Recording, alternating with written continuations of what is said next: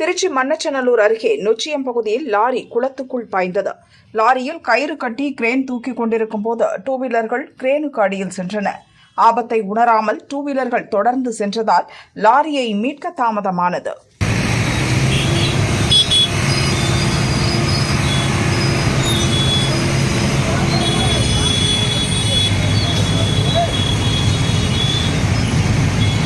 Hey!